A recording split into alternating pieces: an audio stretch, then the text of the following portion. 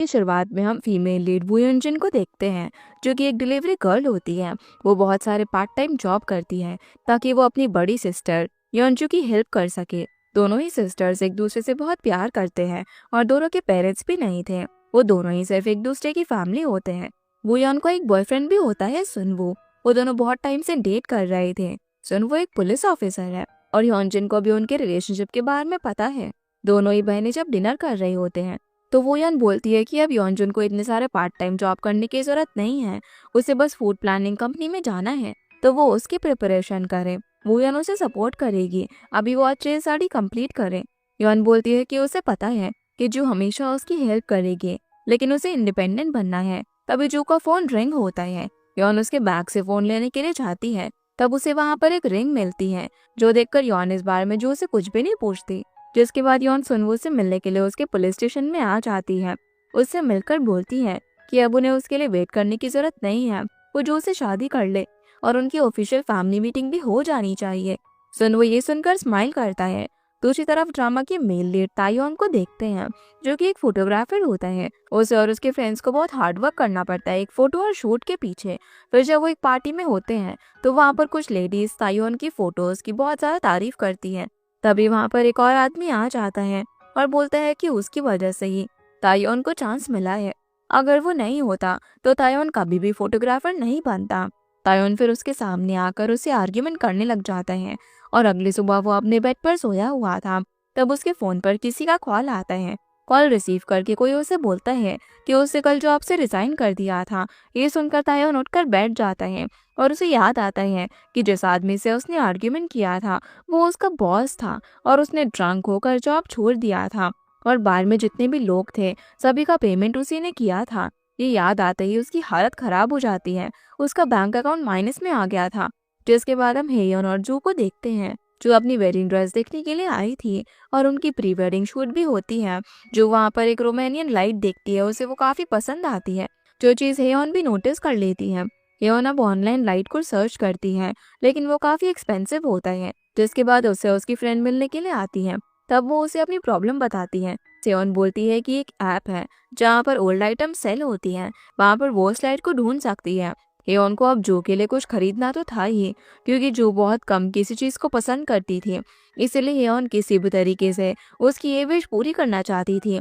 अगले सीन में अब तेयोन से मिलने के लिए उसके फ्रेंड्स आते हैं। उनके अंदर आते ही वो उन पर सैनिटाइजर स्प्रे करने लग जाता है और हर चीज को बहुत ऑर्गेनाइज करके रखता है। उसे बिल्कुल भी मैस पसंद नहीं है। उसके दोस्त बोलते हैं कि उसने सारे पैसे कल खर्च कर दिए और अब उन्हें तयोंग के घर से कुछ चीजें बेचना होगा। इस पर तायन बोलता है कि उसकी सारी चीजें उसके बच्चे जैसी हैं, पर उसकी फ्रेंड को एक लाइट मिलती है जो कि ठीक वैसे ही होती है जैसी जो को पसंद आई थी। उसकी फ्रेंड्स को एक बॉक्स मिलता है जिसमें तायन की उसके ब्रदर के साथ फोटो थी। उसकी फ्रेंड्स इस बारे में उससे पूछने लगते हैं तो वो बॉक्स ले लेता है और बोलता है कि उसका कोई ब्रदर नहीं है, वो एक ऑर्फन है। तायन फिर उस लाइट को सेल करने के लिए रेडी हो जाता है। उसके फ्रेंड्स लाइट की फोटो लेकर उसी ऐप पर पोस्ट कर देते हैं और सेवन उस पोस्ट को देख लेती है, जिसे वो हियोन को बताती है। हियोन और तायोन अब एक दूसरे से मैसेज पर बात करते हैं और एक जगह पर मिलने का डिसाइड करते हैं। सेवन बोलती है कि उसे ना बार्गेनिंग करनी होगी ताकि उसे कम रेट पर लाइट मिल जाए। फिर वो एक रेस्टोरेंट में मिलते हैं। दोनों ही फर्स्ट टाइम बात करने में काफी ऑकवर्ड फील कर रहे थे। फिर हेयोन उसे रेट कम करने के लिए बोलती है, लेकिन तायोन बोलता है कि ये उसका बेबी है और आंटी एक पीस है। पर हेयोन उसे सैड स्टोरी सुनाने लग जाती है, लेकिन फिर भी वो नहीं मानता। हेयोन उसे अब लाइट खोलकर दिखाने को बोलती है। फिर दोनों रेस्टोरेंट में लाइट को अनपैक करते हैं। हेयोन अपना फोन देखकर बोलती है कि जल्दी से उसकी फोटो ले ले और उन दोनों के बीच हर बात में आर्ग्यूमेंट हो रही थी। तायोन अब बोल देता है कि उसे लाइट सेल नहीं करनी, लेकिन हेयोन उस लाइट को जोर से पकड़ लेती है और दोनों ही स्लिप होकर गिर जाते हैं। वो लाइट पे गिर जाती है, पर तायोन उसे बचा लेता है, लेकिन उसका बल्ब टूट जाता है। इसी मेस की वजह से उनको रेस्टोरेंट से भी निकाल दिया जाता है। तायोन फिर अपने लाइट लेकर वापस से चला जाता है। उसे रियलाइज होता है कि ये उसकी गलती है। उसने हायोन का फोन ले लिया था जब वो फोटो क्लिक कर रही थी और उसका फोन भी स्विच ऑफ हो गया था। तायोन अब उसे चार्ज करता है। तभी उसे बहुत सारे हायोन के टेक्स्ट आने लग जाते हैं। वो उसे अपना फोन वापस कर देने के लिए बोलती है, तो वो उसी रेस्टोरेंट में आने को बोलता है, लेकिन हायोन वहां से 3 घंटे दूर रहती थी। वो कहती है कि कल उसके सिस्टर और उसके बॉयफ्रेंड के साथ फैमिली मीटिंग है, तो वो वहां से फोन ले लेगी। तायुन भी इस चीज के लिए मान जाता है और कॉल कट होते ही वो यॉन के फोन पर जू और सुनवू की फोटो देखता है और उसे फ्लैशबैक में अपने बचपन की बात याद आती है, जब उसके बिग ब्रदर ने उसे अकेले ऑर्फनेज में छोड़ दिया था और कभी वापस लौट कर नहीं आया था। अगले दिन यॉन, सुनवू और जो साथ में लंच के लिए आए थे, तभी अचानक से वहां पर तायुन आ जाता है। सुनवू उसे देखकर शॉक हो जाता है। हायोन पूछती है कि वो फोन देने रेस्टोरेंट में क्यों आ गया। तभी तायुन बोलता है कि वो सुनवू का ब्रदर है और वो सभी फैमिली है। सुनवू इस बात पर कोई भी जवाब नहीं देता और सिचुएशन भी काफी ऑकवर्ड हो जाती है। हायोन अब अकेले में तायोंग से पूछती है कि क्या वो सच में सुनवू का ब्रदर है। सुनवू ने उसके बारे में कभी कुछ उन्हें बताया नहीं। ये सुनकर तायोन शॉक हो जाता है। दूसरी तरफ जू सुनवू से पूछती है कि क्या वो उसका छोटा भाई है, जिसके बारे में सुनवू ने उसे बोला था। उसी वक्त तायोन भी वहां पर आ जाता है। जो उसे बात करने का ट्राई करती है, लेकिन तायोन काफी रूड बिहेव करता है और बोलता है कि सुनवू हार्ड टाइम में अपनी फैमिली को छोड़ देता है, शायद वो उसे भी छोड़ देगा। ये बोलकर वो चला जाता है और सुनवू उसे बात करने के लिए जाता है। तायोन उसे बोलता है कि उसके लास्ट बर्थडे पर जब सुनवू ने उसे कैमरा गिफ्ट किया था, उसी दिन से उसने फोटोग्राफर बनने का डिसाइड किया, लेकिन वो भूल गया कि उसका एक भाई भी है, इसीलिए इस बार वो उसे छोड़ रहा है। लास्ट टाइम सुनवू ने उसे अकेला कर दिया था, इस बार तायोन उसे अकेला कर देगा और वो वापस कभी भी उसका फेस नहीं देखेगा। ये बोलकर वो चला जाता है। अगले सीन में हम देखते हैं कि जो और सुनवू की वेडिंग हो जाती है। क्योन ग्रूम साइड की तरफ देखने लग जाती है, क्योंकि सुनवू के पास कोई फैमिली मेंबर नहीं होता और वो विश करती है कि वो वापस तायोन से कभी ना मिले। दूसरी तरफ तायोन सुनवू के साथ वाली सारी मेमोरीज को देखने लग जाता है। सुनवू ने उसका लास्ट बर्थडे सेलिब्रेट किया था और फिर उसे एक कैमरा गिफ्ट किया था, जिसे तायोंग ने बहुत सारी फोटो ली होती है और सुनवू ने उसे बोला कि वो ऑर्फनेज में चला जाए। तभी बारिश हो रही थी। सुनवू अब तायोन से बोलता है कि बारिश रुकने के बाद वो उसे लेने के लिए आएगा, पर तायोन बहुत रो रहा था। सुनवू उसे वहीं पर छोड़कर चला जाता है और कभी भी वापस नहीं आता। ये सब याद करके तायोन सारी फोटोज और कैमरा को डस्टबिन में फेंक देता है। यहाँ से अब कहानी 3 साल बाद की दिखाई जाती है। हायोन एक कंपनी में जॉब करती है। तायोन भी एक रियल स्टेट कंपनी में जॉब करता है। वो अपनी लाइफ में खुश है। उसने फोटोग्राफी करना अब छोड़ दिया है। तायोन अपने बेस्ट फ्रेंड किम को अपना न्यू अपार्टमेंट दिखाने के लिए लेकर आता है। उसने होम लोन लिया था। यहाँ पर किम उसे वापस से फोटोग्राफी करने के लिए बोलता है, पर तायन कहता है कि उसकी अभी की लाइफ अच्छी है, वो सिंगल है, उसने घर भी खरीद लिया है, अब वो इस घर को अपने स्टाइल से डेकोरेट करेगा। इधर हम हायोन को देखते हैं, जिसकी लाइफ तायोन से अपोजिट चल रही थी। उसकी जॉब परमानेंट नहीं होती। उसका बॉस बोलता है कि उसे इस बार भी सिलेक्ट नहीं किया गया है। उसके मार्क्स अच्छे हैं, लेकिन उसके पास कोई भी स्किल नहीं है और बिना किसी स्किल के कोई भी कंपनी उसे परमानेंट जॉब नहीं देगी। जो सुनकर हायन सैड होकर वहां से चली जाती है। वो काफी अपसेट थी, क्योंकि उसने अपनी लाइफ में कुछ भी नहीं किया था। हायन फिर जूस से मिलने के लिए जाती है, जो कि उसके साथ शिफ्ट होने का बोलती है और अपनी करंट जॉब छोड़कर बीएस की प्रिपरेशन करने के लिए बोलती है। तब हायन कहती है कि उसे अभी ये सब नहीं सोचना और वॉशरूम जाने लग जाती है। वॉशरूम जाते टाइम वो एक रूम देखती है, जो कि पहले ही उसने उसके लिए रेडी कर रखा था।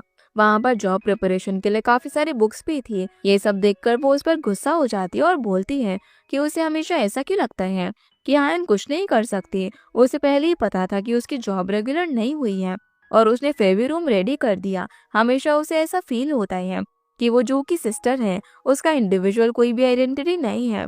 जो उसे समझाने लग जाती है, पर हायन गुस्से में वहां से निकल जाती है। हायन जाकर एक बस स्टॉप पर बैठ जाती है। उसे बहुत ही रिग्रेट हो रहा था, पर उसे जो पर एक बर्डन नहीं बनना था। जो कि अपनी फैमिली है, वो हमेशा हायन के लिए सपोर्ट सिस्टम बनकर नहीं रह सकती। जो अब कॉल करके सुनवू को सब कुछ बताती है। सुनवू बोलता है कि वो दोनों हमेशा ऐसे ही फाइट करते और सब कुछ ठीक भी हो जाता है। इस बार भी हायन आ जाएगी। ये बोलकर सुनवू कॉल कट कर देता है। तभी उसे एक मैसेज आता है कि उसके डैड पेरोल पर जेल से बाहर आ रहे हैं। ये देखकर सुनवू टेंशन में आ जाता है और तायन का नंबर डायल करता है। लेकिन नेक्स्ट क्या होता है यह हमें दिखाया नहीं जाता। अगले दिन अब जू और सुनवू कार में होते हैं। सुनवू टेंशन में होता है। जो भी हायन को मैसेज कर रही थी, लेकिन वो कोई भी रिप्लाई नहीं देती। जो सुनवू से पूछती है कि क्या वो तायन को लेकर परेशान है। उसने कभी भी उनकी रियल स्टोरी उन्हें नहीं बताई। सुनवू ये सब सोचने से उसे मना करता है। तभी उनकी साइड से एक ट्रक आकर उनकी कार को टक्कर मार देता है। इधर हम हायन को देखते हैं, जिसने अपने बीएस का फॉर्म सबमिट कर दिया था। तायन भी अपने नए घर का डिजाइन बना रहा था। तभी दोनों को साथ में कॉल आता है और वो शॉक हो जाते हैं। जिसके बाद हायोन घर से रोते हुए बाहर आती है और रोड पर भागने लग जाती है। तायन भी सड़क पर चलते हुए आता है। उन दोनों के उनके ब्रदर और सिस्टर के साथ मेमोरीज की याद आने लग जाती है, क्योंकि एक्सीडेंट में जू और सुनवू दोनों की डेथ हो गई थी। अगले सीन में दोनों की फुनरल सेरेमनी होती है। यूनजिन भी बहुत ज्यादा इमोशनल होती है और जू से माफी मांगने लग जाती है। थायोन भी वहाँ पर आता है। वो यॉन को अकेले रोते हुए देखता है। हायोन भी उसे देखती है और दोनों काफी सैड होते हैं। तभी वहाँ पर एक रूम से बेबी धीरे धीरे बाहर आता है। तायन उसे देखकर शॉक हो जाता है, क्योंकि जू और सुनु का एक बेबी भी था जिसका नाम वूजो होता है। हायोन अब उसे संभालने लग जाती है, लेकिन वूजो तायन को देखकर उससे दूर जाने लगता है और हायोन उसके पीछे जाती है। तभी सामने से एक बड़ा फ्लावर बुके कोई लेकर आ रहा था। वो वूजो से टकराने वाला होता है, लेकिन तायन जल्दी से वूजो को आकर उठा लेता है, पर हायोन टकरा कर गिर जाती है और उसके हाथ में लग जाती है। सब उसे अब डॉक्टर के पास लेकर जाते हैं। अब ना चाहते हुए भी तायन को अकेले सब संभालना होता है। वो सुनवो की फोटो को देखकर बोलता है कि अब उसे अपनी मेमोरी से मिटा देगा। वहाँ का स्टाफ बार बार आकर उसे हर एक बात पूछने लग जाता है कि फ्यूनरल में क्या मेन्यू होगा, कॉफिन कौन सा होगा, जिस वजह से तायन ये सब कुछ संभालते हुए और साथ में वूजू को भी संभालते हुए थक जाता है।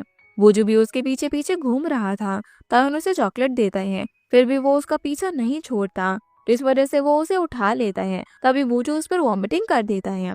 तायन अब जल्दी से वॉशरूम जाता है और वूजू को डांटने लग जाता है। वो वूजू को एक बकेट में डाल देता है और रस्सी से खींचता हुआ ले जाता है। हायन उन्हें ऐसे देखकर गुस्सा होने लगती है। तायन अब उसे उसके हाथ के बारे में पूछता है, तो यन बोलती है कि उसे 2 वीक्स तक बैंडेज लगाना होगा। तभी वहाँ पर उसकी फ्रेंड सियोन भी आती है। वो उसे हक करके रोने लग जाती है और दोनों बातें करते हैं। सियोन बोलती है कि उसे पता है कि हायोन कितनी सैड है, फिर भी स्ट्रांग दिख रही है। हायोन बोलती है कि उसे नहीं पता था कि वो कैसे सब कुछ मैनेज करेगी, पर तायन ने सब कुछ हैंडल कर लिया, फ्यूनरल का मेन्यू और उसकी सिस्टर का कॉफिन भी, और कब से वो वूजू को संभाल रहा है। अगर वो नहीं होता तो हायोन अकेले कुछ भी नहीं कर पाती। तायन ये सब बातें दूर से सुन रहा था। हायोन अब अकेली सब कुछ क्लीन करने का ट्राई कर रही थी, लेकिन उसके हाथ की वजह से वो कर नहीं पाती। तायोन उसकी हेल्प करता है। वहाँ पर सुनवो के कलीग भी आते हैं और तायोन को बोलते हैं कि सुनवो बहुत ही अच्छा आदमी था, पर तायोन इस बात का उन्हें कोई भी रिप्लाई नहीं देता। अगले सीन में तायोन और हेयोन एक साथ सुनवो के एक कलीग के साथ होते हैं। वो वूजू के बारे में उनसे पूछते हैं कि हेयोन और तायोंगे वूजू के सबसे क्लोज रिलेटिव हैं। अगर वो उसकी केयर नहीं करेंगे तो वूजू को ऑर्फनेज में भेज दिया जाएगा। तायोन बोलता है कि उसे इन सब से कोई फर्क ही नहीं पड़ता। सुनवो भले ही उसका भाई था, लेकिन वो उसके क्लोज नहीं था। ये बोलकर वो वहाँ से चला जाता है, पर हेयोन बोलती है कि वो वूजू की रिस्पॉन्सिबिलिटी लेगी। अब जब दोनों बाहर आते हैं तो तेयोन वूजू को एक चॉकलेट देता है और हायोन के हाथ से बैग्स ले लेता है। वो बोलता है कि ये लास्ट टाइम है जब वो उसकी हेल्प कर रहा है, फिर वो अपने अपने रास्ते चले जाएंगे। जिसके बाद हायोन वूजू को लेकर जू और सुनवो के घर पर आती है। वो अंदर आते ही रोने लग जाती है और रिग्रेट करती है कि उसने लास्ट टाइम जू से कितनी रूडली बात की थी। वो रूम में आती है जिसमें जू ने उसके जॉब प्रिपरेशन की सारी तैयारी की हुई थी। तभी उसके फोन पर बीएस कंपनी से मैसेज आता है कि उसका इंटरव्यू राउंड में सिलेक्शन हो गया है। ये देखकर वो और ज्यादा रोने लग जाती है और बोलती है कि अगर ये कुछ दिन पहले आ जाता तो वो अपनी सिस्टर के साथ फाइट नहीं करती। वहाँ पर वूजू भी आ जाता है और दोनों एक दूसरे को हक करके रोने लग जाते हैं। फिर हम तायोन को देखते हैं जो कि बियर लेकर अपने फ्रेंड से मिलने जाता है। उसका फ्रेंड बोलता है कि वो ड्रिंक लेकर क्यों आया है, कि जब वो लास्ट टाइम ड्रिंक लेकर आया था तब वो अपने ब्रदर की वेडिंग की फैमिली मीटिंग में गया था। तब तायोन बोलता है कि इस बार फ्यूनरल था। ये सुनकर उसका फ्रेंड शॉक हो जाता है और सुनवो ने लास्ट कॉल उसे ही किया था, पर तायोन को नहीं पता है कि उसने किस वजह से उसे कॉल किया था, क्योंकि उनकी बात हो नहीं पाई थी। तायोन अब उसे सब कुछ बताता है तो उसका दोस्त बोलता है कि वो भला वूजू की रिस्पॉन्सिबिलिटी क्यों नहीं लेगा। तो तायोन बोलता है कि वो भला उसकी रिस्पॉन्सिबिलिटी क्यों ले, क्योंकि उसके भाई ने कभी खुद के सिवा किसी और की रिस्पॉन्सिबिलिटी नहीं ली है और वो फिर से उससे मिलना नहीं चाहता है। अगले सीन में बीएस कंपनी का सीन दिखाया जाता है। वहाँ के चीफ शेफ जिनका नाम पार्क यून है, वो सभी को अपनी डिश देता है और सारे इन्वेस्टर्स उसके स्किल्स देखकर बहुत ज़्यादा खुश होते हैं। पार्क यून बोलता है कि वो इस किचन के लिए नए शेफ चूज करने वाले हैं। इन्वेस्टर उसे परमिशन दे देते हैं। पार्क यून अब वहाँ से निकल जाता है। उसके असिस्टेंट उससे पूछता है कि इन्वेस्टर ने एक भी सवाल नहीं किया, तो पार्क यून बोलता है कि उन्होंने इतना अच्छा खाना खाया है, वो अच्छे से अग्रीमेंट भी नहीं रीड करेंगे। तब पार्क को उसका असिस्टेंट न्यू इंटर की लिस्ट देता है। वहाँ पर पार्क हेवन का नाम देखता है और उसके डॉक्यूमेंट्स चेक करता है। इसे देखकर वो स्माइल करने लग जाता है। अब वो इमेजिन करते हैं कि वो हायोन एक साथ में बहुत ज़्यादा खुश है और साथ में टाइम स्पेंड कर रहे हैं। शायद दोनों एक दूसरे को पहले से जानते हैं। हायोन अब अपने इंटरव्यू के लिए एक न्यू रेसिपी बनाने का ट्राई कर रही थी और साथ में वो वूचू को भी संभाल रही होती है। वूचू ने घर की पूरी हालत ही खराब कर दी थी। तभी वहाँ पर सेयोन आती है। वो उन दोनों की ऐसी हालत देखकर बोलती है कि वो क्लीन करने में हेल्प करेगी। तब हायोन उसे बताती है कि उससे उससे कुछ और हेल्प भी चाहिए। फिर सेयोन उसका हेयर वॉश करती है क्योंकि उसके पास टाइम ही नहीं होता। और वो जो बाथटब में होता है, हायोन बोलती है कि उसे ये जॉब चाहिए ताकि वो बूचू को बेटर लाइफ दे सके। तभी हेयोन देखती है कि वो जो पॉटी कर रहा है वो भी बाथटब में, जिसके लिए वो उसे मना करने लग जाती है। अब अगले सीन में सेयोन और हायोन सब कुछ क्लीन करके साथ में बैठे होते हैं और वो जो सो जाता है। हायोन बोलती है कि एक पेरेंट बनना कितना मुश्किल है। तो सेयन बोलती है कि इंटरव्यू के दिन वो तो वूजू को संभाल लेगी, पर उसके बाद वो कैसे मैनेज करेगी, और तायुम ने तो रिस्पॉन्सिबिलिटी लेने से मना कर दिया। हेवन बोलती है कि उसे उससे कोई भी हेल्प नहीं चाहिए, वो कुछ और देख लेगी। अभी तो तायुन अपनी लग्जूरियस लाइफ एंजॉय कर रहा होगा। इधर तायुन जो कि घर पर अपने वर्कर से कैसे रेनोवेशन कराना है वो बता रहा था। वर्कर कहता है कि जैसा घर वो चाहता है ऐसी जगह में वो पॉसिबल नहीं होगा। अगर उसने ज्यादा फ्लोर को डिग किया तो यहाँ पर वाटर लीकेज हो जाएगा। पर तायुन नहीं मानता क्योंकि उसे एक क्लीन घर चाहिए था और उसे बहुत कम टाइम में घर चाहिए, क्योंकि उसने ऑलरेडी अपना घर छोड़ दिया है। वो इस मंथ के लिए वहाँ पर स्टे करेगा। उसे जल्दी अपना बेडरूम रेडी चाहिए। अगले दिन अबेयोन का इंटरव्यू होता है। सेयोन उसको कॉल करके बोलती है कि उसे अर्जेंट काम से बुसन जाना पड़ रहा है। वो उसे सॉरी बोलने लग जाती है क्योंकि अब वो वोजू का ख्याल नहीं रख पाएगी। योन कॉल कट करके परेशान हो जाती है। वो अपने नेबर को, अपने अलग अलग फ्रेंड को कॉल करती है, लेकिन सभी लोग बिजी होते हैं और ये उनका इंटरव्यू टाइम हो जाता है। वो अब तायुन को कॉल करती है और बोलती है कि वो वोजू पर गिव अप कर रही है। तायुन ये टेक्स्ट देखकर शॉक हो जाता है और हायोन ने उसे घर का एड्रेस भी भेज दिया था। वो जल्दी वहाँ पर आ जाता है। घर में आते ही हेवन उसे बोलती है कि उसका इंटरव्यू है, इसलिए उसकी जगह पर तायुन को वोजू का ख्याल रखना होगा। तायुन मना कर देता है, पर हायोन उसे बोलती है कि उसकी वजह से उसका हाथ फ्रैक्चर हुआ है और उसे याद नहीं है कि उनका एक रिलेशनशिप है। तायुन ये सुनकर शॉक हो जाता है तो हियोन कहती है कि बबल रैप खोलने का, और उसे याद आता है कि जब वो पहली बार लाइट के लिए मिले थे तो उन्होंने साथ में बबल रैप खोला था। तायुन उसकी बात फिर भी नहीं मानता, पर हायोन उसके क्लोज आ जाती है और उसे बोलती है कि लास्ट टाइम वो उसकी हेल्प कर दे। ये बोलकर वो जल्दी से घर से बाहर आ जाती है और कहती है कि वो वूजू को चॉकलेट ना दे। तायुन वूजू को देखने लग जाता है। वो पूरे घर को अच्छे से देखता है। तभी उसे उसके बॉस का कॉल आता है। वो उसे जल्दी से एक ईमेल करने को बोलता है। तायुन अब जल्दी से वूजू को लेकर अपने घर पर आता है, लेकिन घर आकर वो वूजू को अपने बेड पर भी नहीं बैठाता और बर्गर और फ्राइज ऑर्डर कर देता है। बोलता है कि ये फर्स्ट टाइम होगा जब वूजू कुछ ऐसा टेस्ट करेगा। वूजू को अब वो खिलाने लग जाता है और वूजू उसे सडनली पापा बोलता है। तायुन ये देखकर स्माइल करता है और उसे बिजी करके वो अपने काम में लग जाता है। पर वो काम स्टार्ट करता है उससे पहले ही वूजू ने पूरे घर में ड्रिंक को फैला दिया था। तायुन जो कि अपने घर को क्लीन रखता है, वो ये देखकर जल्दी से क्लीन करने लग जाता है, पर वूजू ने उसके सारे बेबीज को वार्डरोब से नीचे गिरा दिया था और उसके वाइट बेड पर सॉस लगा दिया था। ये देखकर तायुन तो बेहोश होने वाला था।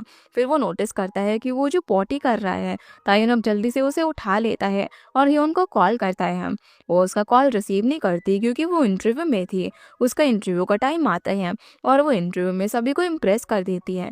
वो बोलती है कि उसकी सिस्टर की वजह से उसे ये काम करने का इंस्पिरेशन मिला। सभी को उसका इंटरव्यू काफ़ी पसंद आता है। पर तायुन उसे कॉल कर रहा था, लेकिन वो जो उसके हाथ से फ़ोन लेने लग जाता है और उसी बीच तायुन का फ़ोन रोड पर गिर जाता है और उसके ऊपर से कार गुजर जाती है। ये देखकर वो शॉक होकर अपने फ़ोन को देखने लग जाता है। वहीं हायोन इंटरव्यू के बाद बाहर आती है। वहाँ